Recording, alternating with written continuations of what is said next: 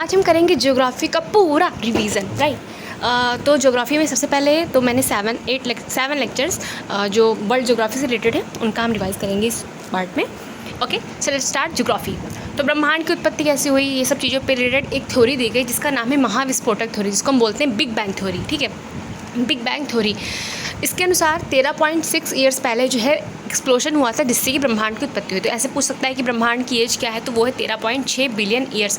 But सौर मंडल की अगर एज पूछता है तो वो है 4.5 बिलियन। जितनी पुरानी हमारी पृथ्वी है उतना ही पुराना सौर मंडल है, 4.5 बिलियन ईयर्स जो है ओल्ड। अब जो यहाँ पे दे रखा है जॉन लेमेनेटियर और एडविन हबल। तो जो एडविन हबल है इन्होंने एक थ्योरी दी थी एक्सपैंड को लेकर के कि कैसे, मतलब यही बिग बैंग थ्योरी, वही इसी को बोलते हैं ना, एक्सपैंड कैसे हुआ। तो इस रिलेटेड थ्योरी दी थी और लेमेनेटियर ने थ्योरी दी थी अपने 1931 में, जब दूसरा गोलमेज सम्मेलन हो रहा था ना, तब ये अपनी उधर थ्योरी दे रहे थे।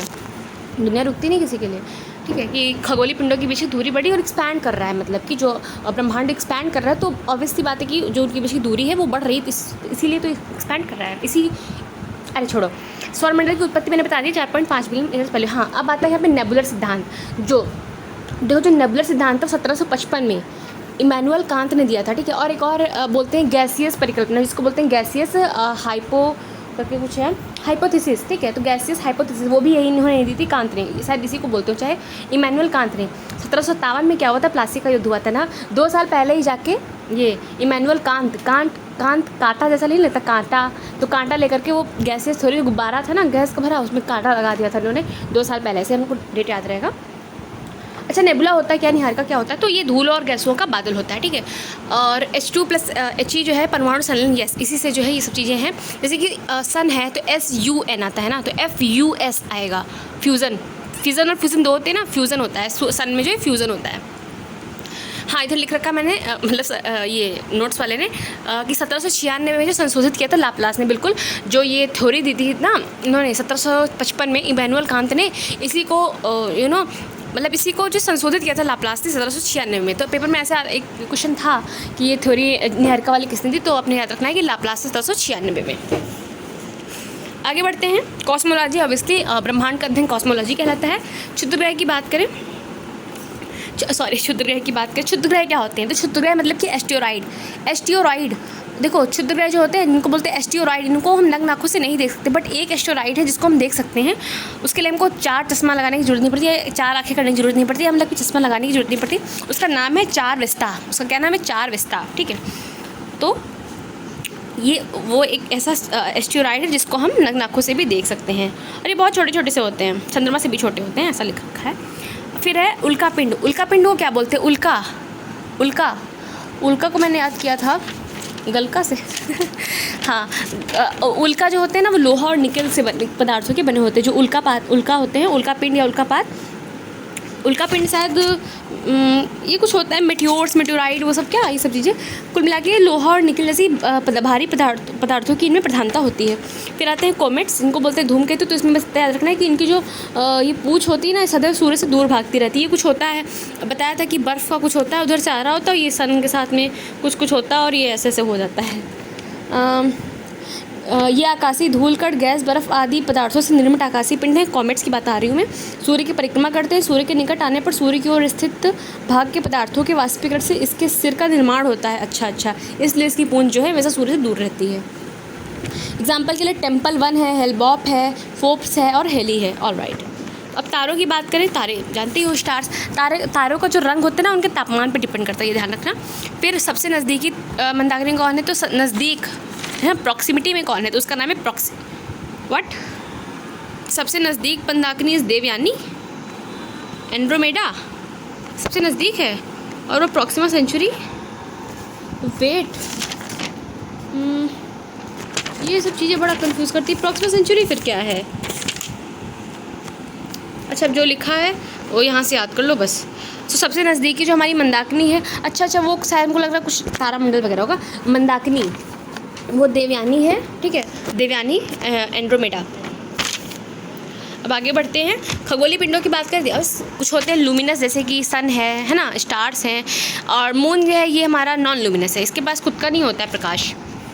ये जो तारे होते हैं दीप्त होते हैं, रंग इनका तापमान पे डिपेंड करता है। तारों का समूह इस कॉन्स्टलेशन सबसे बड़ा तारा है वो है हाइड्रा। तो सबसे बड़ा तारा कौन सा है? हाइड्रा, ठीक है। और सप्तऋषि को उर्सा मेजर बोलते हैं। और ओरियन तारा मंडल में कुछ रेगेन करके है एक, हाँ सबसे चमकीला तारा है। सबसे चमकीला तारा का जो है ओरायन तारामंडल में रीगल है। और सबसे चमकीला तारा ओवरऑल बात करें तो फिर वो सीरियस है, जिसको हम डॉग स्टार बोलते हैं। बट अगर ये क्वेश्चन जो कि पूछ चुका है ना कि ओरियन मंडल में कौन सबसे ज़्यादा है, तो वो रीगल है। और अगर ओवरऑल पूछे तो वो सीरियस है, जो कि डॉग स्टार भी बोलते हैं। पृथ्वी के सबसे नज़दीक तारा जो है वो है हमारा सूर्य। 150 किलोमीटर की दूरी पे इसको एनसीईआरटी में लिख रखा है 1.49 × 10⁸ किलोमीटर। 1.49 × 10⁸ किलोमीटर, ठीक है। पृथ्वी का लगभग ये 109 गुना है। पृथ्वी की बाहरी सूर्य की बाहरी परत को जो है कोरोना कहते हैं। यहाँ का ताप कुछ 5600 डिग्री सेल्सियस होता है। और अंदर का तापमान 1.5 × 10⁸8 ना 1.5 × 10⁸ एक मिनट ज़रा सा 1.5 × 10⁸8 केल्विन जैसा नहीं 1.5 × 10⁸60 डिग्री सेल्सियस ये होता है अंदर का तापमान, ठीक है। केंद्र वाले जिसको क्रोड बोलते हैं 1.5 × 10⁸60 डिग्री सेल्सियस। 1.5 × 10⁸60 degree Celsius. सूर्य के प्रकाश को पृथ्वी पर जाने में 8 मिनट 16.6 सेकंड लगता है, ठीक है। जबकि जो मून का है उसको कुछ सेकेंड्स लगते हैं सिर्फ, वो भी मैं बताऊँगी। सारी चीज़ें हमारी कवर होंगी आज। उसको लगते हैं 1.3 सेकंड, ठीक है। उसको लगते हैं 1.3 सेकंड। तो ये सब चीज़ें हो गई। अच्छा प्रॉक्सिमा सेंचुरी जो है ना वो सबसे नज़दीक तारा है, ठीक है। वो जो मैंने बताया ना वो एंड्रोमेडा वो आकाश गंगा है और प्रॉक्सिमा सेंचुरी तारा है, मतलब नज़दीक है। और क्या है ये भी ध्यान रखो। प्रकाश वर्ष या पारसेक जो खगोलीय दूरी है, एक प्रकाश वर्ष बराबर होता है 9.46 × 10⁻15 मीटर करके कुछ पढ़ाया जाता है। 10⁻12 किलोमीटर या 10⁻15 मीटर, दोनों चीज़ें हम याद रखेंगे। एक पारसेक बराबर होता है 3.26 प्रकाश वर्ष, ठीक है। पारसेक बहुत बड़ी होती है, एक 3.26 प्रकाश वर्ष इसमें होते हैं पारसेक। अब हम बात करेंगे सन के बारे में। तो सन क्या है? हमारा एक तारा है ना। सौरमंडल का पावर हाउस है। हाइड्रोजन 73% होता है, फ्यूज़न होता है इसमें, हीलियम 25%, सारी चीज़ें। पृथ्वी से लगभग 15 करोड़ लिख रखा है, जिसको हम बोलते हैं 1.49 × 10⁸8 1.49 × 10⁸8 किलोमीटर, है ना, ऐसे करके हम बोलते हैं। और 3 लाख किलोमीटर प्रति सेकंड की गति से पृथ्वी को प्रकाश तक पहुंचने में 8 मिनट 30 सेकंड का समय लगता है। 8 मिनट 16 सेकंड वही। और सतह पर तापमान 5600 डिग्री सेल्सियस होता है। और अंदर का तापमान जो है वो 15.7 मिलियन केल्विन होता है। 15.7 मिलियन केल्विन होता है। या इसको ऐसा रखो कि 1.5 × 10⁸7 डिग्री सेल्सियस होता है। जैसे हालांकि केल्विन ही होता होगा, बिकॉज सर ने भी केल्विन करा है, हर जगह केल्विन लिखा है। और यहाँ इसमें एनसीईआरटी में लिख रखा है 1.5 × 10⁸7 डिग्री सेल्सियस। केल्विन और डिग्री सेल्सियस में अंतर होता है।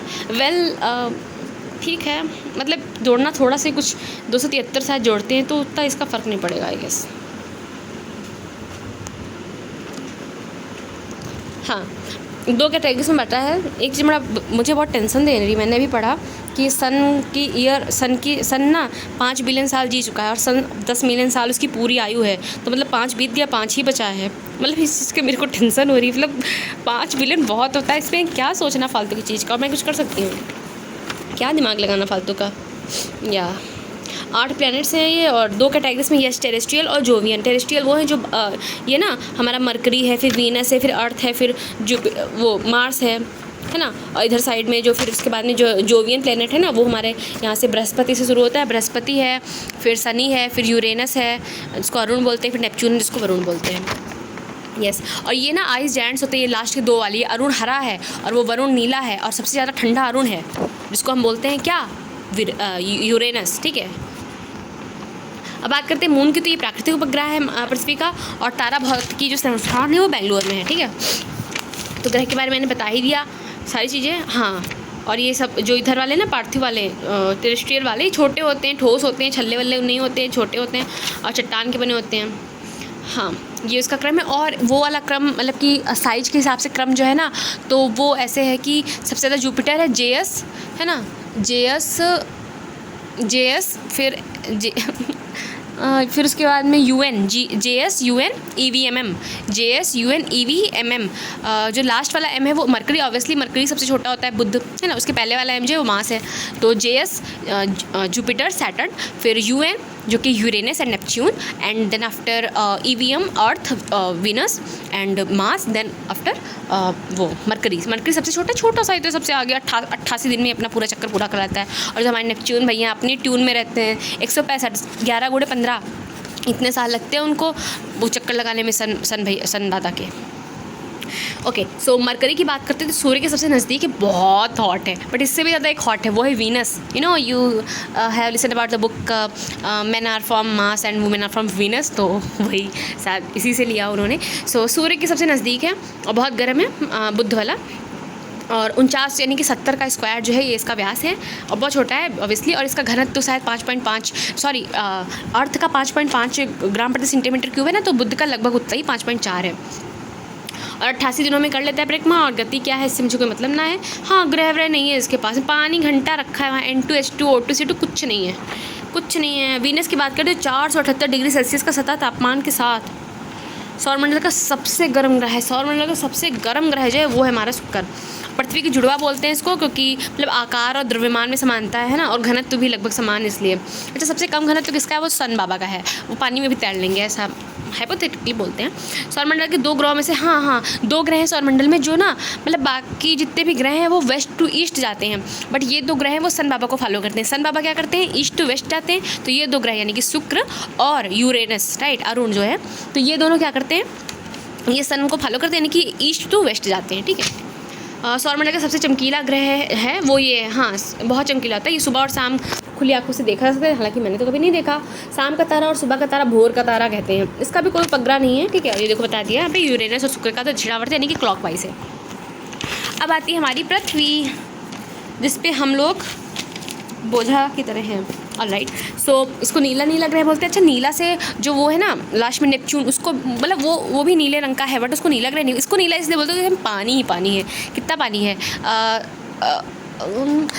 79% पानी है, 21% जो है वो है थल है ना।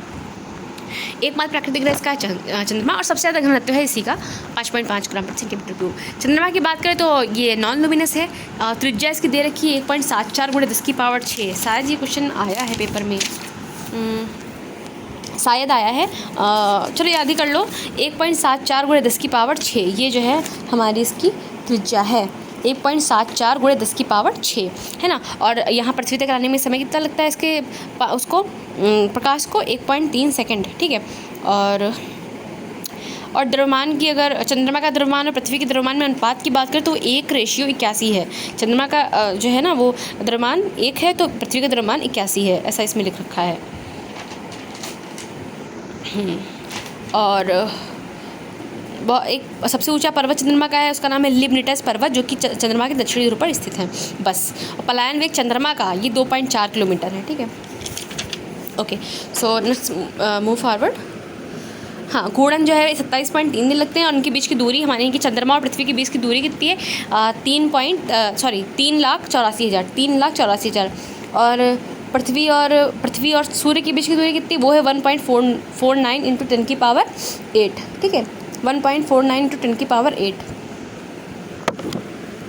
गुरुत्वाकर्षण 1/6 है, हमको पता है। अब बात करते हैं मंगल की, जिसको हम बोलते हैं लाल। इसके 2 वो हैं उपग्रह, फोबोस और डीमोस, बस, और क्या ही है। हाँ, इसकी सबसे जो ज्वालामुखी है ना, ओलंपस मांस, ये बहुत बड़ी है। इसका जो ज्वालामुखी है ना, सौरमंडल का सबसे बड़ा ज्वालामुखी जो है ये मंगल पे ही पाया जाता है, ओलंपस मांस। और सबसे ऊंचा पर्वत जो है वो निक्स ओलंपिया है, ठीक है, निक्स ओलंपिया। बृहस्पति की बात करें तो ये बहुत कम घूर्णन वाला, कम घूर्णन का मतलब है सिर्फ इसको 10 दिन लगते हैं, ओनली 10 days इट टेक्स। तो 10 दिन में जो है अपनी धुरी पे घूम लेता है, मतलब कि जैसे पृथ्वी को लगता है ना 24 घंटा, तो इसको जो है 10 ही घंटा लगता है, ठीक है। और इसके पास में बहुत सारे मतलब कि ग्रह हैं, कभी ये आगे आता है, कभी शनि आगे आ जाता है, इन दोनों में से कोई ना कोई जो है आगे रहता है। अच्छा, जुपिटर जो है अपना रोटेशन 10 दिन में पूरा कर लेता है, और वीनस जो है ना, वही शुक्र, ये 243 दिन में पूरा करता है। ये सबसे ज़्यादा टाइम लेता है अपना रोटेशन पूरा करने, रोटेशन पूरा करने में 243 दिन लेता है शुक्र, ठीक है। रोटेशन में बृहस्पति टॉप पे, लास्ट पे यानी कि बॉटम पे वीनस है। और रिवोल्यूशन की बात करें तो सबसे पहले कौन? बुध है 88 दिन, और वो 165 दिन नेपच्यून, राइट।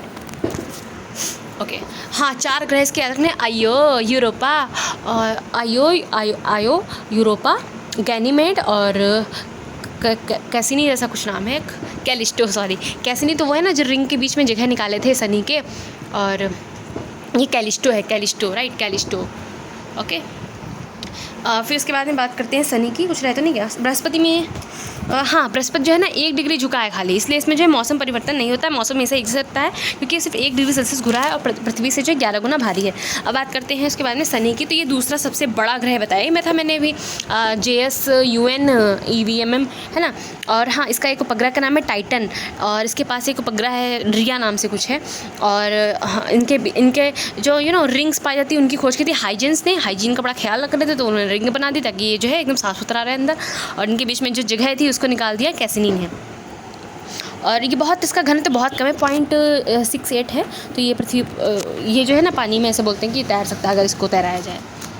और इसके पास बहुत सारे चंद्रमा है, 82 में लिख रखे हैं। फिर बात करते हैं यूरेनस की, जिसका नाम है अरुण। तो इसकी खोज सबसे पहले तो याद रखो 1781 में, 17 एक साइड इधर 17 और साइड 18 हर्षेल। अरुण से पढ़ाते थे ना, बहुत हर्षोल्लास से पढ़ाते थे, 17 18 17 फिर इधर साइड से 81, वैसे भी याद रख लो। तो हर्षोल्लास से पढ़ाते थे हर्षेल। और ये लेटा ग्रह बोला जाता है इसको, और ये भी एकदम वीनस की तरह जो है ना, वीनस और सन की तरह। इसको मैंने याद रखा UVS से, नहीं UVS, हाँ UVS से, यूरेनस, वीनस और सन, है ना। और क्या और कुछ है, हाँ आइस जाइंट के नाम से सबसे ज़्यादा ठंडा यही है। और प्रसिद्ध चंद्रमा दे रखे हैं मिरांडा, एरियल और अम्ब्रियल, कोई ऐसा खास नहीं है। फिर वरुण की बात करें, नेपट्टून ये अपने ट्यून में रहते हैं, 165 दिन में रिवोल्यूशन पूरा करते हैं, इनको कोई घंटा फ़र्क नहीं पड़ता। मैं जा रहा है रिवोल्यूशन जो है सबसे लेट इनका है, रोटेशन सबसे लेट है वीनस का 243 दिन, इनका रिवोल्यूशन सबसे लेट है 165 साल, 11 गुणे 15, ठीक है। और इनका है ट्राइटन नेपच्यून ट्यून, भैया ये अपनी ट्यून में रहते हैं। मैं जाके ट्राई कराते हैं, ट्राई वो टाइटन था, टाइटन का जहाज़ था शनि के पास, क्योंकि उसके पास एक उपग्रह है नेम्ड रिया, राइट। और मीथेन के कारण जो है या ग्रह जो है मतलब नीला टाइप का कुछ दिखता है, ऐसा करके इसमें लिख रखा है। सौरमंडल का सबसे बड़ा उपग्रह जो है वो गैनीमेड है, जो कि बृहस्पति का। सौरमंडल का सबसे छोटा उपग्रह जो है वो है डिमोस, जो कि है मंगल का, ठीक है। प्लूटो भैया को तो भगा ही दिया गया था 2006 में बस। और कुइपर बेल्ट नेपच्यून की कक्षा के बाहर एक गोलाकार सीमा है, जिसमें कई सारे जो है क्षुद्र ग्रह, चट्टानें और धूमकेतु टहलते रहते हैं बस। अब कुछ चीज़ें इसमें देख सकते हैं। हाँ, सबसे चमकीला तारा मैंने बताया था साइरस, यानी कि डॉग स्टार है ना। हरा ग्रह किसे बोलते हैं, तो वो वरुण को बोलते हैं यार। हरा वगैरह वरुण को बोलते हैं कि अरुण को बोलते हैं। सबसे बड़ा क्षुद्र ग्रह जो है वो डॉग सीरस है। नीला पृथ्वी है, लाल मंगल है, ऑलराइट। अच्छा, बुध के बारे में क्या खास है, तो बस ये 88 दिन में पूरा कर लेते हैं, तो ये फास्टेस्ट है ना अपना रिवोल्यूशन करने में। शुक्र के बारे में तो भैया ये 243 दिन लेते हैं, ये एकदम स्लोवेस्ट है अपना ये वो रोटेशन करने में, है ना, रोटेशन है ये, रोटेशन करने में। और अर्थ की बात करें तो सबसे ज़्यादा घन तो अर्थ का है, और पृथ्वी की सूर्य से दूरी 14.96 है। मंगल की बात करें तो ये लाल हैं। और बृहस्पति की बात करें तो सबसे बड़ा है, 10 घंटे में एकदम मस्त, एकदम फास्टम तरीके से जो है अपना वो रोटेशन पूरा कर लेते हैं, ठीक है। फिर शनि की बात करें तो इनके पास घनत्व तो बहुत कम है। अरुण की बात करें तो ये लेटे रहते हैं, ठीक है। और हाँ, बृहस्पति के बारे में ये 1 डिग्री झुका है, तो मौसम हमेशा समान रहता है। नेपच्यून की बात करें तो ये भैया साहब 165 दिन में अपना जो है रिवोल्यूशन पूरा करते हैं। तो ये सारी चीज़ें हो गई। अब यहाँ पे कुछ चीज़ें दे रखी सर ने। 1655 में हाइजीन्स ने रिंग की खोज की थी। 1655 में, राइट। 1655 में क्या हो रहा था इधर इंडिया में, कुछ खास नहीं, बस वही ईस्ट इंडिया आई गई थी अपना, और वही सब तामझाम चल रहा होगा, और हॉकिंस गए होंगे वहाँ। फिर उसके बाद में इस टाइम फिर वो औरंगजेब आ गया होगा, यही सब। कुछ खास ऐसा कुछ घटना मुझे याद नहीं आ रही 1655 के टाइम की। और ठीक है, 75 में फिर उसके बाद में कैसिनी ने जो है रिंग्स में बीच में जो गैप खोजा, ये देखो JSUN EVMM, ठीक है। फिर कुछ क्वेश्चंस दे रखे हैं। ब्रह्मांड के विस्तार की खोज तो हब्बल, और खगोलीय पिंडों का भाग है तो ऑब्वियसली सब है इसमें से। सितारे ग्रह, चंद्रमा, विनोद एकमात्र ग्रह के बारे में बात कर रहा है, तरल पानी वाले। मैंने इसको पढ़ लिया था कि पानी पे तैरने वाले, तो ध्यान रखना, क्वेश्चन को पढ़ लेना है, ऑलरेडी ज्यूम मत करो। वीनस को जो है पृथ्वी की झूठा बहन कहते हैं। 1610 में किसने अपनी दूरबीन, हाँ गैलीलियो ने दूरबीन से अपनी पता लगाया था इन चारों के बारे में। कौन कौन थे वो, यूरोपा, गैनीमेड और कसीनी, जैसा था, क्या नाम था उसका, कैसीमेट, कुछ ऐसा ही नाम था। खैर ऑप्शन में आएगा, कर लूँगी। हाँ, 1655 में हाइजीन्स ने जो है खोजा, और वो 1675 में उसके बीच में छल्ले निकाल दिए, बीच बीच में जगह है। स्टेडी स्टेट थ्योरी जो है हॉयले ने दी थी। फिर बात करते हैं क्षुद्र ग्रह बेल्ट में स्थित है, ये साइरस है।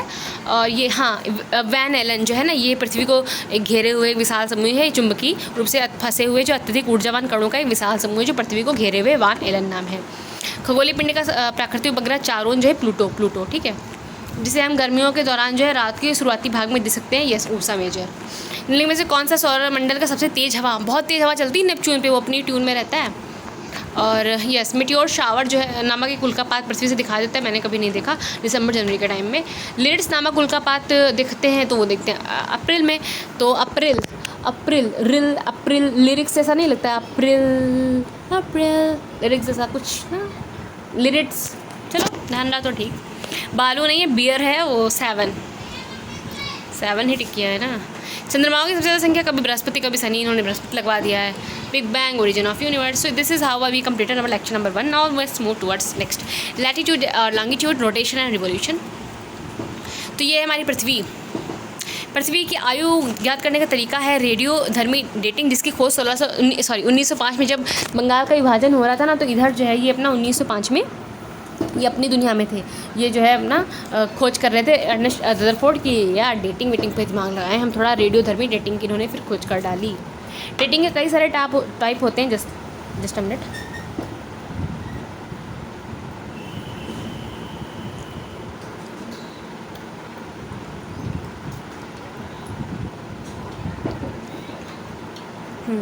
सो डेटिंग के कई सारे टाइप होते हैं, जैसे कि यूरेन ज़्यादा नियम कानून बताओगे ना तो फिर लेट हो जाओगे। लेट डेटिंग विधि, सबसे पुरानी चट्टान, ठीक है, बस बाकी ज़्यादा ये सब पर ध्यान करने की जरूरत नहीं है।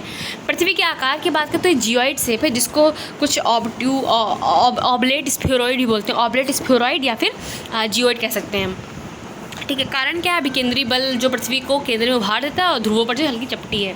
हाँ, त्रिज्या की बात करें तो 80 का स्क्वायर माइनस का 5 का स्क्वायर, मतलब 80 का स्क्वायर माइनस में 5 का स्क्वायर, ठीक है, तो ये आएगा 63-75 के करीब, बस इतना ही ध्यान रखना है। पृथ्वी की परिधि की बात करें तो 40,000 के करीब है इसकी परिधि, ठीक है।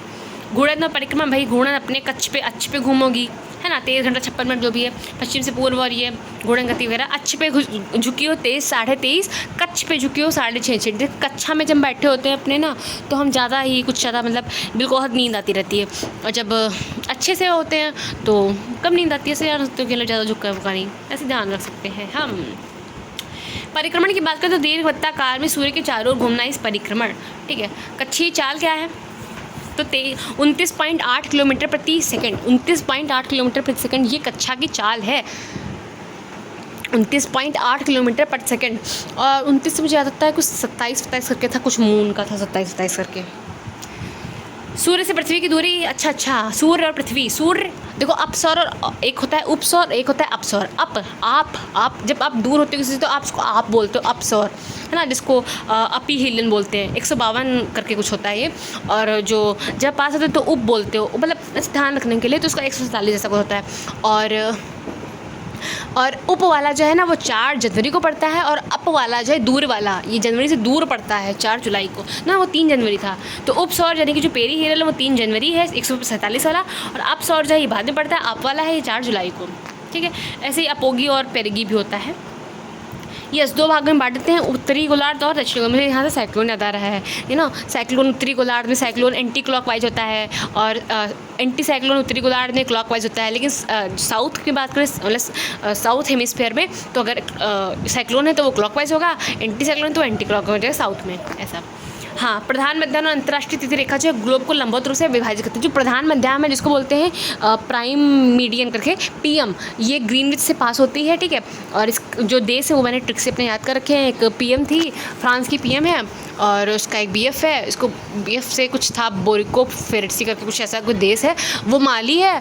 तो फिर माली है तो फिर वो अलग होली तो फिर मतलब अलग होली, दोनों को बहुत ज़्यादा पेन हुआ, घना पेन हुआ। फिर एक और था इसमें बीच में, घना पेन हुआ, और फिर पूछ रही है आर यू ओके, तो इससे मैंने याद किया था फ्रांस, राइट। पहले तो फ्रांस की PM तो फ्रांस, और फिर उसके बाद में माली, और वो बुरफोनो BF करके कुछ है ना, वो BF वाला, और फिर उसके बाद में माली, और फिर माली है तो फिर वो अलग होली अल्जीरिया। फिर घना पेन हुआ ना, घना, और घना घाना पेन से हो जाएगा स्पेन, और said him to go Togo, ठीक है, टोगो। और वो जो मैंने बताया यूके आर यू ओके, तो यूके हो जाएगा वहाँ से, बाकी आगे इसमें है मिलेगा, राइट। और जो अंतर्राष्ट्रीय तिथि रेखा है डेट, ये जिग जैग है भाई, कभी इधर डेट पे जा रहे हो, इधर जिग जैग, कभी इधर साइड कभी उधर साइड। और रिंग लेके जा रहे हो, रिंग से मतलब कि बेरिंग जो वो जलसिंधी ना वहीं पे है ये। और उसमें भी कुछ था, एक पॉइंट था जो ध्यान नहीं आ रहा अभी, मिलेगा सब मिलेगा, आगे मिलेगा, रुको जरा सबर। ग्लोब को लंबवत रूप से विभाजित करती है पूर्वी गोलार्ध और पश्चिमी गोलार्ध में, ये ऐसे, ये देखो ये प्राइम मेरिडियन है, और पीछे जो है वो ग्रीनविच है, पीएम वाली, सॉरी प्राइम मेरिडियन ग्रीनविच है, और वो पीछे साइड में क्या है, डेट वाली जिग जैग वाली। लॉन्गिट्यूडनल क्या होती है, लेटिट्यूडनल कहते हैं, लेट हैं, ये लेट आई हैं, इनको सिर्फ या तो 179 दे दो, या फिर वो ध्रुव वाला जोड़ो तो 181 दे दो, और वो लॉन्ग है वो 360 है। और वो जो लॉन्ग वाली है ना, उनके बीच में 111 होती है फिक्स, और ये लेट आए हैं, कभी 111.32 ऐसा करके बताया था। फिर लेटीट्यूड की बात करते हैं, काल्पनिक 36 रेखाएं पूर्व से पश्चिम की ओर जो है खींची गई हैं, ये लेट हैं। वेट, ये मैंने क्या बता दिया, कुछ गलत बता दिया क्या मैंने, वेट रुको मैंने शायद कुछ गलत बोला, लेट मी करेक्ट इट। देखो जो लेटीट्यूड है ना वो लेट आई हैं तो वो कम है, ये बात तो सही है, लेकिन उनके बीच की दूरी जो है ना वो बराबर है, ये ध्यान रखना है, मैंने दूरी गलत बोला था। जो लेटीट्यूड है लेट आई हैं, और एक आया फिर एक आया, ऐसे करके आइए 111, ये लेटीट्यूड का है, लेटीट्यूड, ठीक है। और जो लॉन्गिट्यूड है वो वैसे ध्यान रख सकते हैं। लेटीट्यूड जो है ना ये पूरब से पश्चिम की ओर जो खींची गई, पूरब से पश्चिम की ओर, तो ऑब्वियस सी बात है कि ये उधर बीच से भूमध्य रेखा कर्क रेखा वाला ही है ना, तो ये सब लेटीट्यूड है, और वो जो है वो लंबवत है, ध्यान रहेगा मुझे। हाँ, कुल अक्षांश जो है वो 181 अक्षांशीय व्रत वो 179 हो जाएंगे, ठीक है, क्योंकि ध्रुवों को ऐड करेंगे ना तो हमारे अक्षांश जो 181 हो सकेंगे।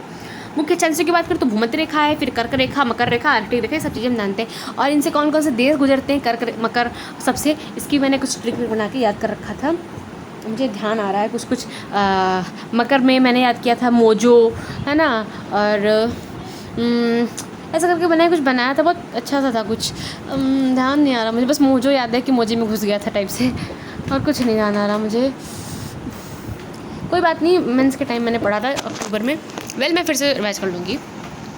सबसे बड़ा अक्षांश जो है भूमध्य रेखा, सबसे छोटा अक्षांश जो है वो ध्रुव वाला है, ये तो पता है सबको, कार्य बारे पता है।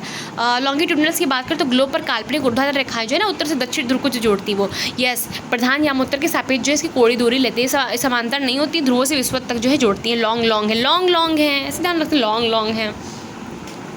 हाँ बिल्कुल, ये सारी चीज़ें मुझे पता है कि 0 डिग्री देशांतर प्रधान यामोत्तर, और ये अंतर्राष्ट्रीय जिग जैग है, ये सब चीज़ें 180 डिग्री देशांतर जो है ना ये है ग्रीनविच देशांतर, ध्यान रखना देशांतर, yes.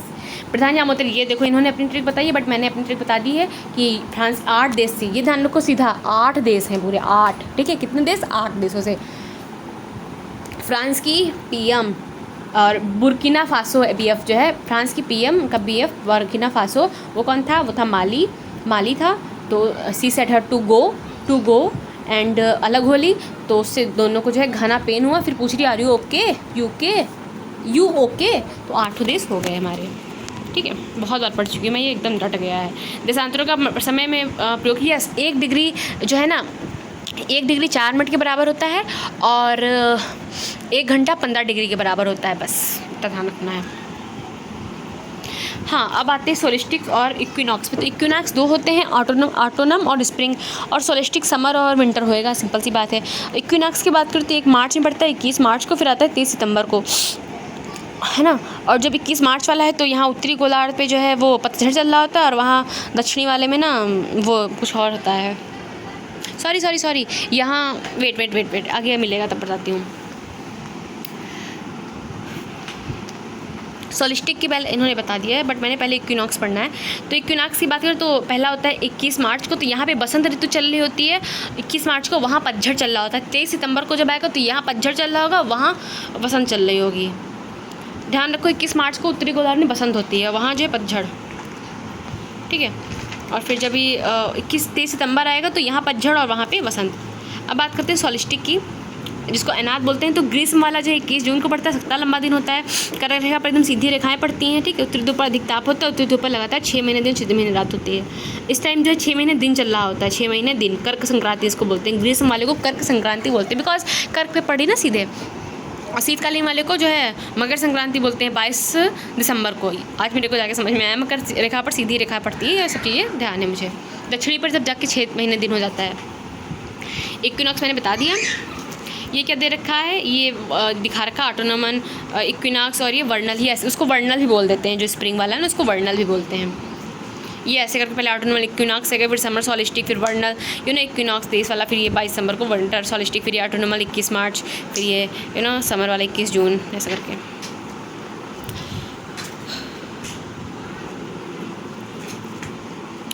Okay, so that's part 1।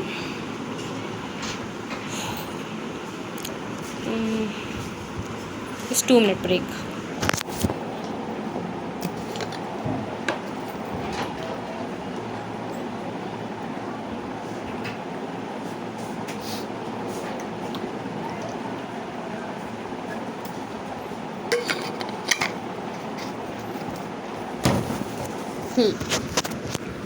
So I'm back. हाँ, फिर बात की सूर्य ग्रहण चंद्र ग्रहण की। सूर्य ग्रहण क्या है, सूर्य और पृथ्वी के बीच में चंदा मामा आ गए तो सूर्य ग्रहण हो गया, और जब चंदा मामा पृथ्वी के पीछे चले गए तो चंद्र ग्रहण हो गया। सिंपल। सूर्य ग्रहण 3 प्रकार का होता है, पूर्ण, आंशिक और वलयाकार। टोटल, एनुअल और पार्शियल। टोटल में मतलब पूरा चंद्रमा ने ढक लिया, एनुअल में थोड़ा थोड़ा दिख रहा है, पार्शियल में मतलब आधा। पार्शियल वाला बड़ा मस्त लग रहा है देखने में। चंद्र ग्रहण बता ही दिया मैंने। ब्लू मून होता है जब एक बार 2 दिख जाएं, जो कि once in a blue moon. Yes, dark shadow बोलते हैं अम्ब्रा को, और लाइट शैडो बोलते हैं पेनुम्ब्रा करो, पेनुम्ब्रा करो, ठीक है। अम्ब्रा यू आर डार्क करके मैंने याद रखना है, और प्यूनुम्ब्रा प्रोनाउंस नहीं कर पा रही, पता नहीं क्या, वो लाइट वाला है। ये जो सुपर मून होता है बड़ा होता है और ब्राइटर होता है, ऐसा ब्लू नहीं होता है, ऐसा मतलब मून होता है बस 2 बार दिख जाता है, वो ब्लू मून है। इसलिए मैंने बता ही दी, नुम्ब्रा, अम्ब्रा, पेनुम्ब्रा, है ना, लाइटर शैडो, डार्क शैडो, सारी चीज़ें। डार्क वाला अम्ब्रा है और लाइट वाला पेनुम्ब्रा है ना। बस अब बढ़ जाएंगे हम अर्थ के इंटीरियर और प्लेट टेक्टोनिक्स की तरफ। बट उससे पहले मैंने जो अपनी FRB सीरीज़ से कुछ नोट्स बना के रखे हैं उनको भी एक बार रिवाइज़ कर लेते हैं, चैप्टर 1 और चैप्टर 2 का।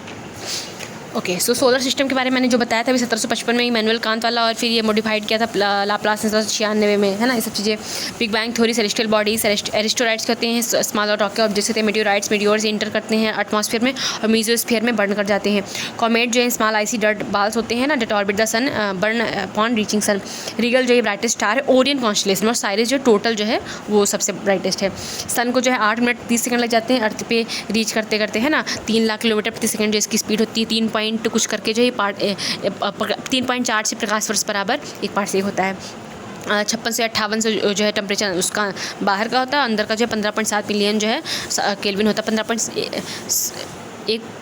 1.5 × 10⁻⁷ मैंने पढ़ा था शायद, 1.5 × 10⁻⁷। Let me just check for a while. Yes, 1.5 × 10⁻⁷ degree Celsius या केल्विन, वो भी सही है। यस, फिर उसके बाद में जो मरकरी है फास्टेस्ट है 88 दिन, डायमीटर इसका 70 का स्क्वायर है। वीनस हॉटेस्ट है, ब्राइटेस्ट है, और ये 273 दिन लेता है। और फिर उसके बाद में जस्ट अ सेकेंड अपडेट कर दूँ मैं, 273 नहीं था, 243 डेज था, 3 से कट जा रहा था, ठीक है। और डेंसेस्ट की बात करें तो ये इंटायर सोलर सिस्टम में सबसे ज़्यादा जो है वो हमारा पृथ्वी है, ठीक है, ठीक है। और फिर मास की बात करें तो FeO आयरन ऑक्साइड की वजह से ये जो है मतलब लाल लाल है।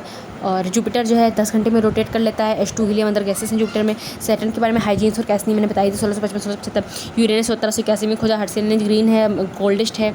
और सेप्ट्यून के बाद में एक ट्राइटन है, 14 सैटेलाइट हैं, और डिस्कवर किया था इसको जॉन गैलीलियो और यूरोपियन ने 1846 में।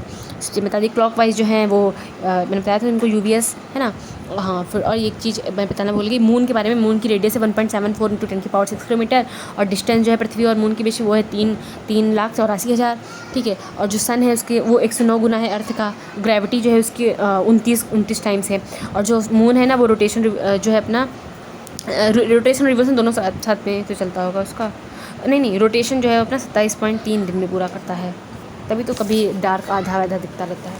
अर्थ की बात करें तो इसकी एज जो है रेडियो एक्टिव डेटिंग के द्वारा जो अर्नेस्ट रदरफोर्ड 1905 में खोजी थी। शेप इसका जियोइड है या फिर कह लें कि ऑब्लेट स्फीरॉइड है। सेंट्रीपेटल जो होता है फोर्स की वजह से जो कि टुवर्ड एक्सेस होता है उसकी वजह से ये सब है। और सेंट्रीफ्यूगल क्या होता है, वो होता है अवे फ्रॉम सेंटर। फिर उसके बाद में ये रेडियस की बात करें तो 80 का स्क्वायर -5 का स्क्वायर 375 अप्रॉक्स में जाएगा। एक्सेस पे अपने जो है एक्सियल पे 23.5, ऑर्बिटल पे 66.5। प्राइम मेरिडियन मैंने अभी PM वाली ट्रिक कितनी बार बताई है, फ्रांस, बुर्किना फासो, माली, स्पेन, टोगो, घाना, था।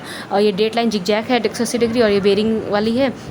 सोलिस्टिक, समर सोलिस्टिक और विंटर स्प्रिंग वाले को वीनियल भी बोलते हैं। इक्विनॉक्स बता ही दिया। और फिर इसके में न्यू मून क्या होता है, और मतलब कि न्यू मून होता है जब भी सोलर इक्लिप्स होता है, मतलब कि जब सोलर इक्लिप्स यानी कि सूर्य ग्रहण जब होता है उसको बोलते हैं न्यू मून, ठीक है। और फुल मून बोलते हैं लूनर इक्लिप्स को। अब बोलते हैं ये थोड़ा सा अजीब सा लगता है मुझे। सुपर मून क्या होता है, तो लूनर इक्लिप्स और पेरिगी दोनों जब साथ होता है उसको सुपर मून बोलते हैं। तो ये दोनों लेक्चर का मैंने कर लिया। एक बार फिर से एक चीज़ रह गई, बताती हूँ फिर से। न्यू मून जो है ना, NE, ये होता है जब सन के बाद मून के बाद अर्थ, ठीक है। जब सोलर इक्लिप्स होता है तो उसको न्यू मून बोलते हैं। जब सोलर इक्लिप्स होता है, सोलर इक्लिप्स, तो उसको न्यू मून बोलते हैं। और जब लूनर इक्लिप्स होता है तो उसको फुल मून बोलते हैं। ये क्या चीज़ है, बस यही लिखा है इसमें, लिखा है तो ठीक है, यही चीज़ है, सही है। अब बात करते हैं लेक्चर नंबर 3 पे चलते हैं। ये देखो क्रस्ट मेंटल कोर, ठीक है। यस, भूविज्ञान के जनक जो है वो जेम्स हटन को कहा जाता है। भू प्रॉपर्टी जो है हमारी क्रस्ट वो 5 से 70 किलोमीटर मोटी है। क्रस्ट बहुत छोटी है, मेंटल बहुत भारी है, और कोर फिर उसके बाद में है। महाद्वीपीय क्रस्ट की बात करें तो 30 किलोमीटर होता है, ठीक है। मोटी और हल्की होती है, ग्रेनाइट होता है। और महासागर की बात करें तो 5 किलोमीटर होता है। और ये बेसाल्ट, साल्ट, नमक है ना। और ये जो है पतली सघन होती है। ये देखो पृथ्वी जो क्रस्ट होती है उसकी संरचना की बात करें तो सबसे ज़्यादा ऑक्सीजन, फिर सिलिकॉन, फिर एल्यूमिनियम, OCl, ठीक है। ऐसे सर ने बताया था OCl, oxygen, silicon, aluminium, oxygen, silicon, aluminium, 46, 28, 8 OCl। Mental. और एक चीज़ बता दूँ, क्रस्ट के जो दोनों क्रस्ट के बीच में भी एक लोग कुछ लाइन करके कुछ पाया जाता है, कॉनरॉड बोलते हैं, ठीक है। क्रस्ट कर दिया एकदम, रॉड मार के क्रस्ट। और फिर जब क्रस्ट से मेंटल वाली स्थिति में पहुँचोगे ना, क्रस्ट से तुम मेंटल हो गए उसके लिए, तो फिर वहाँ पे जो आएगी मोह करके आएगी। मोह जो है तुम्हें क्रस्ट से मेंटल की ओर ले गया, ठीक है। अब बात करते हैं फिर मेंटल की। तो मेंटल की जो मोटाई 2900 किलोमीटर है, देख रहे हो 2900। और इसमें जो है स्थेनोस्फीयर पाया जाता है, और लिथो वाला ऊपर भी पाया जाता है। लिथोस्फीयर जो है ना वो क्रस्ट और मेंटल की ऊपरी परत पे पाया जाता है। जो स्थेनोस्फीयर है ये जो है मेंटल में पाया जाता है, ठीक है। और कोर की बात करें तो बाहरी होती है, ये द्रव्य अवस्था में होती है, चुंबकीय शक्ति इसमें होती है। 1300 किलोमीटर 2200 किलोमीटर ऐसा बताया था। निफे, इसमें निफे पाया जाता है। और हाँ, क्रस्ट मेंटल कोर के आयतन की बात करें तो मतलब सबसे ज़्यादा मेंटल का ही दोनों जगह है। और बस ये है कि आयतन में कोर 15% था और द्रव्यमान में कोर 31% हो जाएगा। और क्रस्ट जो है उतना ही सेम रहेगा।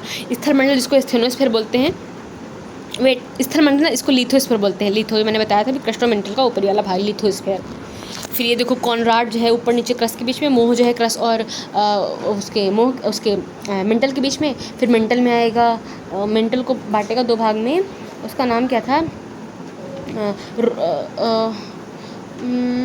मेंटल में पता नहीं कौन था। फिर उसका मेंटल से कोर में जाने के लिए बर्गर जैसा था, है ना। और फिर कोर वाले में लेह मैन करके था। मेंटल को 2 भागों में कौन बांटती है, रेपिटी, ये सर ने ट्रिक बताई थी, कोई मुझे रेड गुलाब ला दो, वहाँ से ध्यान रहेगा। भूकंपी तरंगे, यस। तो ये 2 प्रकार की होती है, बॉडी वाली और एक होती है सरफेस वाली। सरफेस फेस कितना डिस्ट्रक्टिव होता है ना, फेस किसी का फेस लव, तो सरफेस वाली में लव वेव्स आती हैं, इनको एल वेव्स बोलते हैं, बहुत डिस्ट्रक्टिव होती हैं। और ये बॉडी वेव्स ये 2 प्रकार की होती है, P वेव्स और S वेव्स। P वेव्स क्या होती हैं, मैं बताती हूँ आगे, पहले मैं खुद से बताती हूँ। P वेव्स क्या होती हैं, ये तीनों जगह चल लेती हैं, ठीक है। अंधेर तरंग जैसी होती हैं ये, और ये बहुत जल्दी पहुँच जाती हैं सतह पर। S वेव्स जो होती हैं, S वेव्स का जो छाया क्षेत्र होता है वो ज़्यादा होता है, और ये सिर्फ ठोस में चल पाती हैं, ठीक है। और यहाँ पे सारा बता रखा है, देखो ये सब रेप्टियो, ये सब लेमन वगैरह, ये देखो छायाचित्र वगैरह। हाँ, तो पीवेस की बात करें बहुत तेज़ होती है, अंतरिक्ष तरंगों जैसी होती है, ठोस फिर सबसे ज़्यादा, फिर द्रव में, फिर गैस में चलने का इनका क्रम है। औसत वेग इनका 7 से 8 किलोमीटर प्रति सेकंड होता है। सतह पर सबसे पहले पहुँच जाती हैं ये। और ये जो है स्वेव्स ये कम विनाशकारी होती हैं और कोर से पास ही नहीं हो पाती हैं, इनका छायाचित्र बहुत बड़ा होता है, ठीक है। और सिर्फ ठोस में। और एल वेव्स की मैंने बताया बहुत धीमे चलती हैं, और ये जो है सतह सुषमोग्राफ पर सबसे लास्ट में पहुंचती हैं, सब बड़ी विनाशकारी बहुत होती हैं ये। इनको लव वेव्स भी कहते हैं, पृथ्वी सतह पर यात्रा करती हैं। रिक्टर पैमाना जो होता है ये जो है एक गणितीय पैमाना है मैग्नीट्यूड को मेज़र करने के लिए। और एक और होता है यस मर्कली पैमाना, तो ये 1 से 12 बताया था, यहाँ पे 1 से 11 लिखा है, 1 से 12 ऐसा कुछ होता है इसका। भूकंप की तीव्रता मेज़र करने के लिए जो मर्करी यूज़ करते हैं, ठीक है। और मैग्नीट्यूड अगर मेज़र करना है तो उसके लिए आप रिक्टर कैसे याद रखोगे, tractor magnitude magnitude magnanimous, magnanimous है बहुत भारी विशाल, टेक्टर है ना। और ये मर्करी है, ध्यान रहेगा इंटेंसिटी के लिए। मर्करी ऐसा लगता है पारा जैसा, पारा बहुत सारी चीज़ों में यूज़ करते हैं कुछ मापने वगैरह के लिए, तो भाई इंटेंसिटी कितना इंटेंस था, ये बहुत इंटेंस था ना मर्करी से। और ट्रैक्टर मतलब कि मैग्नानिमस यानी कि मैग्नीट्यूड, ध्यान रहेगा मुझे। ओहो, ये क्या हो गया, मैंने सारी चीज़ें बता ही दी। तरंगों का छाया क्षेत्र ये है, तो पी का छाया क्षेत्र जो है ये कम होता है 105 डिग्री से 145, और एस का बहुत बड़ा होता है।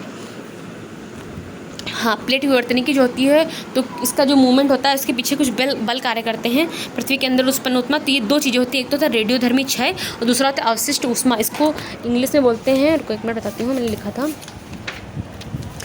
रेडियो एक्टिव डिके, और इसको बोलते हैं प्रीमोर्डियल हीट, ठीक है। ये चीज़ें हाँ 7 मेजर प्लेट हैं और बाकी मिनर है, तो 7 मेजर वो मतलब महाद्वीप के नाम और पैसिफिक वाली, ठीक है। Yes, different types of plate boundaries, तो सी डी करके मैंने याद रखा है। सी जो कन्वर्जेंट है वो डिस्ट्रक्टिव है और जो डाइवर्जेंट है वो कॉन्स्ट्रक्टिव है, बस इतना ही ध्यान रखना है। और एक चीज़ है जो कॉन्स्ट्रक्टिव है ना, मतलब कि जो डाइवर्जेंट वाली है, जो कॉन्स्ट्रक्टिव है वो रिड्ज जैसा कुछ बनाती है, बस इतना ही ध्यान रखना है। अब आगे बढ़ते हैं लेक्चर नंबर 4 पे, जो है रॉक्स, कॉन्टिनेंट्स एंड ओशियंस। तो रॉक्स चट्टानों की बात करते हैं, तो सबसे पहले आग्नेय से मुझे बस याद आता है, सर ने बताया था गब्रो ऐसे कुछ बताया था, बहुत जल्दी से बोल गए थे, गेब्रोग्रेनाइट बेसाल्ट प्यूमाइस, गेब्रोग्रेनाइट बेसाल्ट प्यूमाइस, तो ग्रेनाइट और बेसाल्ट वो वाली है, याद ही रहेगी, गेब्रोग्रेनाइट बेसाल्ट प्यूमाइस, ठीक है। और ये अंदर के मैग्मा और लावा से होता है, अंतर्वेदी भी होती हैं कुछ और बाहिर्वेदी भी होती हैं। जो बेसाल्ट है बाहिर्वेदी है। और सारी चट्टानों की बात करें तो रूपांतरित होकर बन जाती हैं ये, और इसमें लिथिफिकेशन देखा जाता है, लिथिफिकेशन से होता है। हाँ, मैकेनिकली लिथिफिकेशन हो रहा है, जैविक रूप से हो रहा है, रासायनिक रूप से हो रहा है। एग्जाम्पल ध्यान रखने, बलुआ पत्थर, चूना पत्थर, सैल, चौक, क्लाइमेस्टाइन, कोयला और हेलाइट, ठीक है। कायंत्रित जो होता है ये मतलब कि ये है ना, जो आग्नेय और सेडिमेंट्री यही जो है बन जाती हैं जाके कायंत्रित। जैसे कि जो ग्रेनाइट है उसको नीस बोल देते हैं, सैल को स्लेट बोल देते हैं, है ना। बेसाल्ट को सिस्ट बोल देते हैं, साल्ट नमक शिष्टाचार से खाना चाहिए, मैंने आपका नमक खाया है इसलिए मैं शिष्टाचार से रहूँगी, है ना। ग्रेनाइट, नीस, बेसाल्ट, सिस्ट, है ना। और संगमरमर, चूना पत्थर संगमरमर है, बालू पत्थर क्वार्टजाइट है, ये इनका सबका रूपांतरित रूप है, इसमें लिख रखा है, बस तही। संगमरमर है, सील्ट है, एम्फीबेलाइट है ना, ये सब चीज़ें। एक सरपेंटाइन भी होता है, गब्रो जो पढ़ा है ना उसको सरपेंटाइन में जाता है, हाई रेटेड गब्रो हुआ है, फिर सांप जैसा हो गया एकदम जहरीला सांप। हाँ, फिर इसके बाद में ये सब आती हैं चीज़ें प्लूटोनिक बॉडीज़ के बारे में।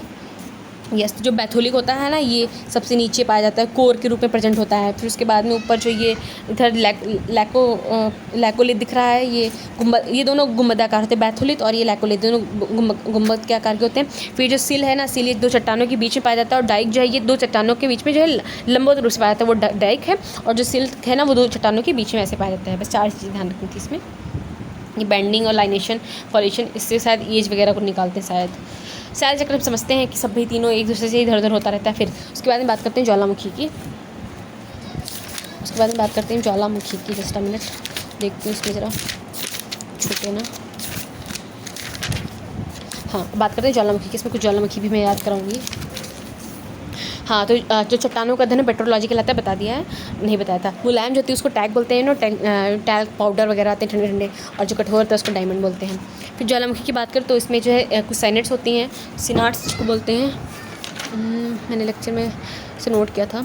सिंडर होते हैं, सिंडर्स, और कंपोजाइट होते हैं। कंपोजाइट होते हैं इसमें बहुत ज़्यादा विस्कस लावा पाया जाता है, सील्ड में बहुत लो वाला लावा होता है, ये हवाई द्वीप पे पाई जाती हैं। और जो काल्ड्रा है ये अपने आप में ही कोलैप्स कर जाती है, बहुत ज़्यादा एक्सप्लोसिव होती है।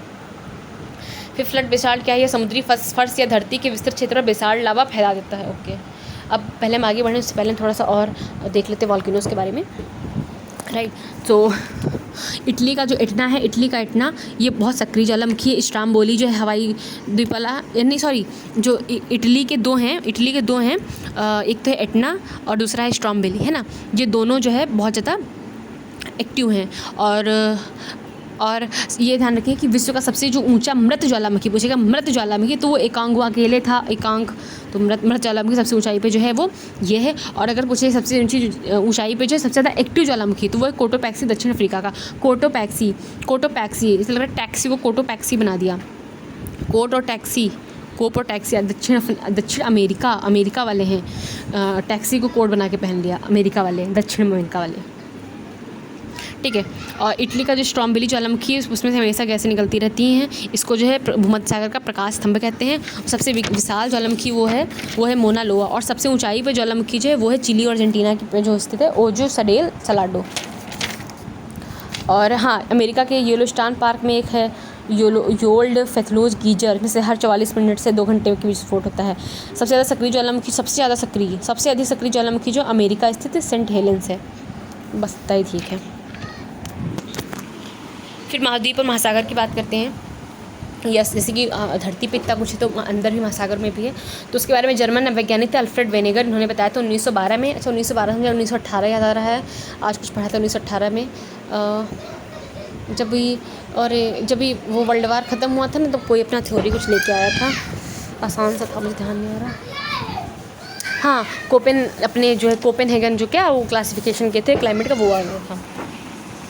महाद्वीप के स्थापन का सिद्धांत जो है जर्मन वैज्ञानिक अल्फ्रेड नोबल ने दिया था 1912 में। इनके अनुसार जो सब एक ही से जुड़े थे। इन्होंने बताया था ना क्या वो सब थ्योरी वगैरह सब दी थी। बताती हूँ, मैं सब चीज़ें बताती हूँ। कॉन्टिनेंटल ड्रिफ्ट थ्योरी जो है ये अल्फ्रेड वेगेनर ने दी थी 1912 में, due to tidal force and polar fleeing force. इसके बाद में फिर अर्थस होमस है, इन्होंने बताया कि due to development of convection cells वाला सिद्धांत जो है अर्थस होमस ने दिया था, होम्स ने, ठीक है। और ये सब क्षेत्रफल में घटता क्रम जनसंख्या में बहुत बार पढ़ चुके हैं, मुँह खराब करो। यस, कॉन्टिनेंटल ड्रिफ्ट थ्योरी जो है ये दी थी 1912 में अल्फ्रेड वेगेनर ने, कन्वेक्शन सेल दिया था अर्थस होम्स ने उसके बाद में। फिर ओशियन से रिलेटेड एक और थ्योरी दी थी, वो दी थी हैरी एच हेस ने 1962 में, सी फ्लोर स्प्रेडिंग थ्योरी बोलते हैं। कॉन्टिनेंटल में क्या होता है, सेल्फ होता है, फिर स्लोप होता है, फिर राइज होता है, ठीक है। फिर उसके बाद में एबाइसल प्लेन आ जाता है। कॉन्टिनेंट में 3 चीज़ होती है, shelf, slope, rise and then after abyssal plain. जयगोट वो ऐसा होता है, ये चीज़ें पैसा से याद रखेंगे। और process of sea floor spreading यही बता रही थी मैं। सी फ्लोर स्प्रेडिंग जो है ना, ये 1962 में हैरी एच हेस ने दी था। स्ली फ्लोर भी स्प्रेड कर रहा है हरी करो एच हेस 1962 में। चीन के साथ युद्ध हुआ था क्या 62 के टाइम? शायद, पता नहीं, आगे बढ़ो। हाँ, हुआ था। जीवाश्म का अध्ययन इस पैलेंटोलॉजी। ये देखो ट्रेंच बताया था मैंने अभी तुमको, वो डिस्ट्रक्टिव वाली में ट्रेंच बनता है।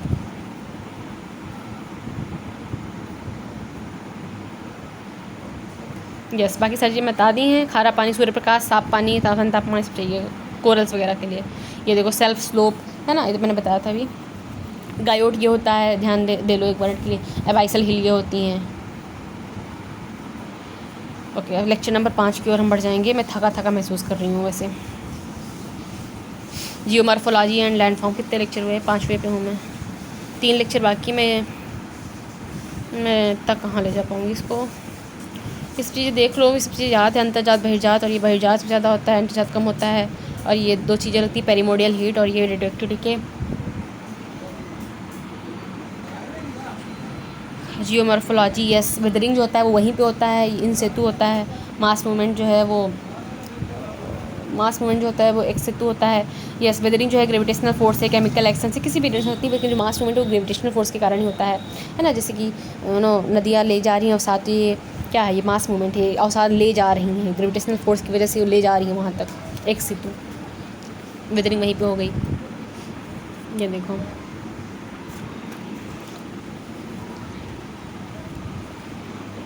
बहिर्जात बल जो होता है ना, इसको डिनुएशन भी बोलते हैं। ये मैंने पढ़ा था। एक्सोजेनिक जो होता है, wearing tearing collectively exogenic forces are called denudation, ठीक है। बाहर वाले बल हैं बहता पानी, हवा, भूजल, ये सब। अंदर वाले बताया ही मैंने अभी, वॉल्केनो है या फिर ऑर्गेनिक पिगर्निंग, ये सब चीज़ें जो हो जाती हैं वो। वेदरिंग इन सिटू है बता दिया, कई सारे रीजन होते हैं। मास मूवमेंट बता दिया, हिमस्खलन, भूस्खलन, ये सब चीज़ें जो है। अब लैंड फॉर्म्स, ये इंपॉर्टेंट हो जाता है, लैंड फॉर्म्स किससे कौन सा लैंड बनता है, ये सारी चीज़ें। तो जैसे कि रिवर है ना, रिवर, ग्लेशियर, भूजल, समुद्री लहरें, हवा, ये सब। तो नदियों द्वारा जो यूथ एज में वी आकार की घाटी बनाती हैं, कैनियन बनाती हैं, ठीक है। फिर उसके बाद में जो मैच्योर एज में मियंडर करती हैं, फिर उसके बाद में जब बूढ़ा जाती हैं तो ऑक्सबो लेक वगैरह, लीवीज है ना, फ्लड प्लेन, ये सब चीज़ें। इसमें 2 टाइप से बताया था कि इरोजनल में वी शेप्ड वैली है, गॉर्जेस है, कैनियन है ना, झरना वगैरह, एथोल्स वो होता है जो वाटरफॉल होता है तो वहाँ पे गड्ढा ऐसा बन जाता है, प्लंग पूल्स। डिपोजनल में हमको याद है, सिंपल से है, flood plains, oxbow lakes, meander, delta, alluvial forms, ये सब। ये देखो, ठीक है। ग्लेशियर द्वारा जो है इरोजनल की बात करें तो वो सिर्क है, हॉर्न है, हैंगिंग वैली तो समझ में आता है, ग्लेशियर वैली भी याद आता है, रिजेस, हॉर्न और सिर्क, ये याद रखना पड़ेगा। डिपोजिशनल की बात करती है, सर ने ट्रिक बताई थी कि एक मोरा नाम का देश है, उसमें एक आदमी को इसको गया है तो वो ड्रम बजा रहा है, आउटवास पेंस, आउटवास कर रहा है अपनी फीलिंग्स को ऐसे करके। फिर उसके बाद में भूजल यानी कि जो ग्राउंड वाटर होता है उसको कार्स्ट टोपोलॉजी भी बोलते हैं ग्राउंड वाटर वाले को। ये बड़ा मस्त लगता है देखने में डिपोजिशनल वाला इसका। इरोजनल जो है अपरदन वाला जो है वो पूल्स हैं, सिंक होल्स हैं, डोलाइंस है, लेपाइज है, यूआल्स है, लाइमस्टोन्स, ये सब चीज़ें हैं। और जो वो डिपोजिशनल वाला है वो स्टेलेस्टाइट है, टाइट पकड़ के रखना पड़ेगा क्योंकि ऊपर वाला होता है ना अप साइड वाला, अभी चित्र भी आगे मिलेगा। फिर पिलर्स होते हैं बीच जो दोनों मिला के वाला, फिर स्टैलेग्माइट नीचे वाले को बोलते हैं। ये देखो, ये तो है ग्राउंड वाटर के द्वारा बना हुआ। अरे एक और फोटो दिया था, ये चीज़ समुद्री लहरों के द्वारा जो है इरोजनल में क्लिफ, केव्स, स्टैग सब बन जाता है, और डिपोजिशनल में बीचेस, ड्यून्स, बार्स सब बन जाती हैं। एक चीज़ कुछ बताना मैं भूल गई शायद, नहीं, रिवर में मुझे कुछ बताना था गॉर्जस और केन्स के बारे में। गॉर्जस वो होता है जो पत्थर जैसे बीच में है तो उसके ऐसे करके निकल गई, ऐसे करके होता है, कैनोन से जो ऊपर ऐसे करके धारा करके निकलता है, ऐसी चीज़ें होती हैं, सब यही होता है। फिर विंड की बात करते हैं तो इरोजनल में पेडी प्लेन है, प्लेस है, मशरूम वाली जो रॉक बन जाती है, पेडेस्ट्रियल रॉक, ये सब। और डिपोजिशनल में सैंड ड्यून्स, ये सब। ये देखो मशरूम वाला। अब आते हैं लेक्चर नंबर 6 पे, और लेक्चर नंबर 6 और लेक्चर नंबर 7 2 बचे हैं। मैं थक जाती हूँ, 1 घंटा नहीं बोल पाता मुझसे, राइट। तो अब पढ़ेंगे एटमॉस्फेयर और वाटर इन एटमॉस्फेयर। तो सिंपल है वही, क्षोभ मंडल, संताप मंडल, मध्य मंडल, ताप मंडल, बहिर्मंडल, सिंपल सी चीज़ें हैं, कुछ खास नहीं है इसमें। ये ध्यान रखो 1 डिग्री सेल्सियस जो है हमारा तापमान 165 मीटर पे अंतर आता है, और 1 किलोमीटर में 6.5 डिग्री सेल्सियस का अंतर आ जाता है। बाकी इसमें 3 चीज़ें मेन है, वो कंडक्शन, कन्वेक्शन, एडवेक्शन। कंडक्शन होता है layers that's never to earth will heat. Convection की बात करें तो vertically transfer of heat after conduction. Advection होता है हॉरिजॉन्टल ट्रांसफ़र ऑफ हीट। अब मैं बंद कर दूँगी। हीट बजट क्या होता है, उष्मा की भारी स्थानांतर के बावजूद पृथ्वी ना तो गर्म होती है ना ठंडी होती है। अल्बेडो समझती हूँ वो प्रतिशत कितना जो है प्रकाश की परावर्तित हो रहा है, सबसे ज़्यादा अल्बेडो बर्फ में चश्मा लगाते हैं। और टेम्परेचर इन्वर्जन के लिए जो है लंबी ठंडी रात चाहिए, शुष्क हवा चाहिए, बादल नहीं तो साफ आसमान, सब ताप नल है, ये सब चीज़ें। यह 1987 याद रखना, 1987 में और भी कुछ हुआ था, कुछ चीज़ें यूनेस्को में डाली गई थी 1987 में, मुझे ध्यान आ रही है बट एकदम एग्जैक्ट नहीं याद आ रहा। यस, डॉप्सन होती है, यस, उल्कापिंड, ये इसी मीज़ो में जल जाते हैं। हाँ, और ये चीज़ ध्यान रखो, देखो टोपो में क्या होता है, टेम्परेचर ऊपर जाने पे जो है टेम्परेचर जो ऊपर जाने पे घटता है टोपो में। फिर जो वो जो इसके बाद आती है ना वो दूसरी वाली, अरे वो समताप मंडल, उसमें जो है टेम्परेचर बढ़ेगा, फिर मध्य में घटेगा, फिर आयन वाली में फिर बढ़ेगा, फिर उसके मीज़ो वाली में कुछ घटेगा, मतलब एक में बढ़ेगा एक में घटेगा, पहले घटने से शुरू घटेगा बढ़ेगा ऐसे। इसलिए सबसे ठंडी मध्य वाली होती है, सबसे हॉट जो है आयरन वाली होती है, आयन ताप मंडल, आयन मंडल। ये कार्बन रेखा के बाद जो अंतरिक्ष मानते हैं। इज़ोथर्म होता है समान दाब वालों को जो ऐड करते हैं, समान तापमान वालों को। इज़ोलेटर और भी टर्म्स हैं। यस, यही है पेरिहिलियन पेरिहिलियन कितनी बार। ये पानी वाला सब जल चक्र है। एब्सोल्यूट ह्यूमिडिटी होता है वायुमंडल में स्थित जलवाष्प की वास्तविक मात्रा, और पूर्ण क्षमता की अनुपात में कितना है वो सापेक्ष वाली होती है। ओस, पाला, कोहरा, धुंध, मिस्ट जिसको बोलते हैं, को बादल, ये सब। यस, बादल 4 प्रकार के होते हैं। जो निम्न वाले में होते हैं वो निम्बस स्ट्रेटस होते हैं। निम्बस में पानी होता है, स्ट्रेटस एकदम स्ट्रेटा मतलब कि परत के फॉर्म में होते हैं। फिर क्यूमुलस में भी पानी होता है, और ये सिरस वाले तो बस ऐसे ही ऊपर टहलता करते हैं। क्यूमुलस में होता है पानी, पानी मतलब करा सकते हैं, वो बड़े बड़े से होते हैं, हाँ, सूती कपास ऊन के जैसे। साइरस तो बस ऐसे ही मतलब जो फेदर की तरह होते हैं, पंख जैसे। एक घंटा वर्षा इनसे कभी हो ही नहीं सकती। और जब वो चक्रवात आता है ना, तो उसमें निम्बस और क्यूमुलस एक ही में मिले हुए से मिलते हैं। निम्बस क्यूमुलस कुछ बोलते हैं उसको। हेल, ओलावृष्टि है बड़ी बड़ी, और स्लीट जो है छोटे छोटे वाली है। वर्षा होती है कॉन्वेंशनल, ओरोग्राफिक, साइक्लोनिक, ठीक है। सर्दियों में भारत में जेट स्ट्रीम बहती है ऊंचे क्षोभ मंडल में। बादलों का अध्ययन इज नेफोलॉजी। हाइग्रोमीटर, लैक्टोमीटर, वर्षा वाले बादल इज निम्बस, यस। और बाकी क्यूमुलस भी करा देते हैं। स्मोक और fog is equal to smoke. ये देखो यहाँ पे ये क्यूमुलो निम्बस ये होता है चक्रवात के टाइम। ये देखो कंडेंसिंग, ये वो है ओरगो वाली जो बारिश है, एक ही साइड हो पाती है। अब आते हैं लेक्चर नंबर 7 में, जो कि लास्ट है, wind, cyclones and ocean currents. मैं इसको ना अलग बनाऊँ सोच रही हूँ।